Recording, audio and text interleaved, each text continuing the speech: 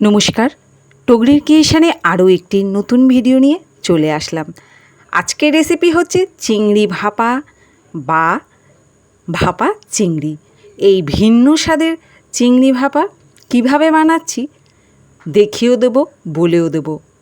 বন্ধুদের বলবো স্কিপ না করে পুরো ভিডিওটি দেখতে, আশা করি ভালো লাগবে। ভিন্ন স্বাদের এই চিংড়ি ভাপা করতে আমি এখানে নিয়ে নিয়েছি 200 গ্রাম চিংড়ি। ভালো করে এবার চিংড়ি মাছটাকে ছাড়িয়ে ধুয়ে নেব। চলুন তার আগে দেখিয়ে দিই কী কী মশলা নিচ্ছি। 1 চামচ সাদা সর্ষে, আর 1 চামচ নিয়ে নেব কালো সর্ষে। দুটো সর্ষেকে একসাথে ধুয়ে 5 মিনিটের মতো ভিজিয়ে রেখে দেব।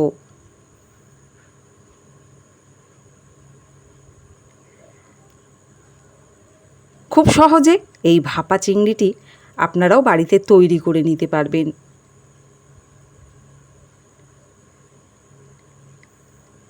জলটাকে এবারে ফেলে দিয়েছি।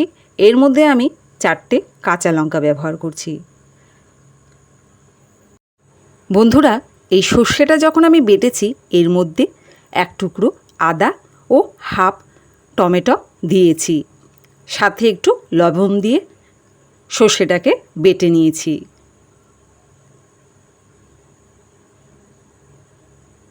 বাটা সর্ষেটাকে একটি প্লেটে এবার ঢেলে নেব।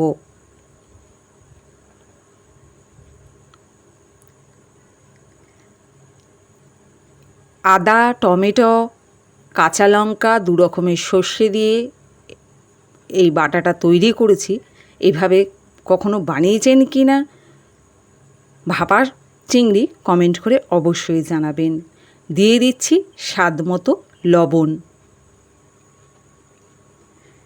এরপর এর মধ্যে দিয়ে দেবো প্রয়োজন মতো হলুদ।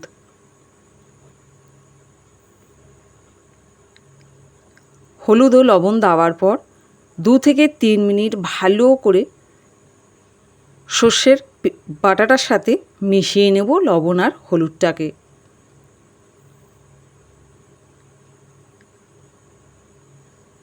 দেখুন, হলুদ লবণ সর্ষে বাটার মধ্যে মেশানো হয়ে গেছে। এদিকে চিংড়ি মাছটাকে ছাড়িয়ে ধুয়ে নিয়েছি।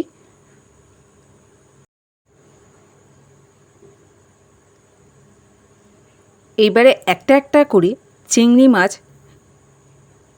এই সর্ষে বাটার মধ্যে দিয়ে দেব। দেশ বিদেশ থেকে যে যেখান থেকে ভিডিওটি দেখছেন বন্ধুরা, কমেন্ট করে জানাবেন টগরির ক্রিয়েশনের এই ছোট ছোট রেসিপিগুলো কেমন লাগছে।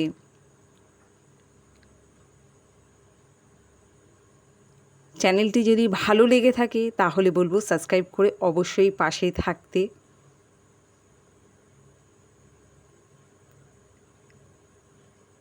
এইভাবে চিংড়ি মাছগুলো একটা একটা করে দিয়ে দেব সর্ষে বাটার মধ্যে। তারপর চামচের সাহায্যে সমস্ত চিংড়ি মাছগুলো এভাবে মাখাবো।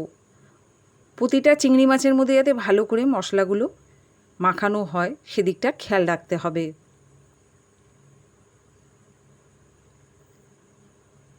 চিংড়ি মাছগুলো সর্ষের সাথে মাখিয়ে আরও কিছুক্ষণ আমি এটা রেখে দেব। প্রায় ধরুন 10 মিনিটের মতো রেখে দেব। 10 মিনিট পর আমি এখানে গ্যাসে কড়াই বসিয়ে দিয়েছি। কড়াইটি গরম হয়ে যাওয়ার পর আমি এখানে সাদা তেল দিয়ে দেব। আমি এখানে সাদা তেল ব্যবহার করছি, আপনারা চাইলে সর্ষের তেলও ব্যবহার করতে পারেন। তেলটি ভালো করে গরম হয়ে যাওয়ার পর দিয়ে দিচ্ছি কাঁচা লঙ্কা ও কুচনো পেঁয়াজ।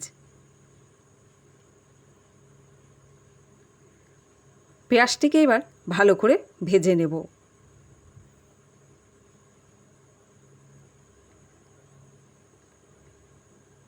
যারা প্রত্যেক দিন আমার ভিডিও দেখেন তারা হয়তো খেয়াল করে দেখবেন বা খেয়াল করেছেনও, প্রতিটা রান্না আমি সাদা তেল দিয়েই করি। সর্ষের তেল খুব কম রান্না হয়। এইবারে পেঁয়াজ ভাজাটাকে প্লেটে তুলে নেব। সাথে তেলটাকেও প্লেটে ঢেলে নেব।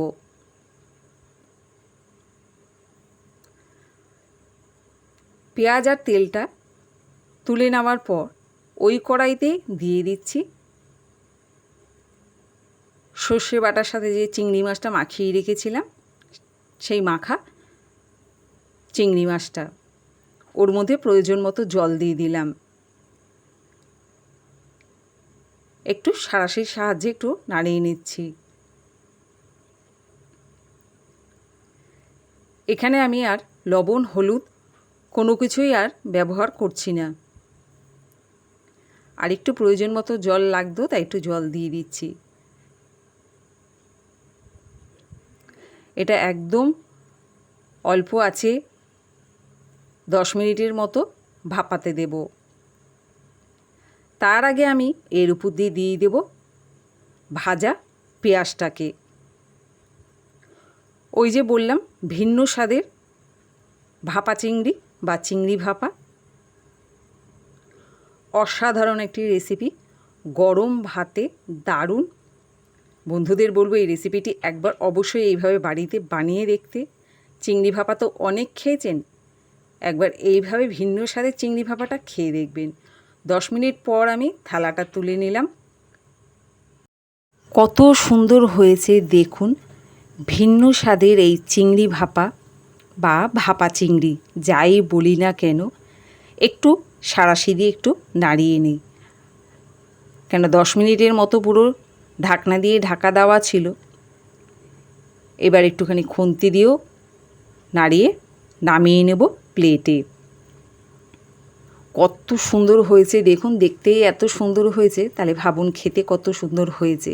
আর সত্যি সত্যি অসাধারণ হয়েছে খেতে। বন্ধুদের বলবো এই ভিন্ন স্বাদের চিংড়ি ভাপা বা ভাপা চিংড়ি কেমন লাগলো কমেন্ট করে অবশ্যই জানাবেন। ভিডিওটি ভালো লাগলে শেয়ার করে অন্যকেও দেখার সুযোগ করে দেবেন। নতুন বন্ধু হলে সাবস্ক্রাইব করতে ভুলবেন না। আর রেসিপিটি একবার বাড়িতে অবশ্যই ট্রাই করে দেখবেন। গরম ভাতে দারুণ লাগবে খেতে। ভাপা চিংড়ি তো অনেক খেয়েছেন, একবার এভাবে বানিয়ে দেখুন এই ভিন্ন স্বাদের চিংড়ি ভাপা। আমিও বানিয়ে নিয়েছি, তাই আপনাদের সাথে একটু ভাগ করে নিলাম। আজকের ভিডিও এখানেই শেষ করছি। টাটা।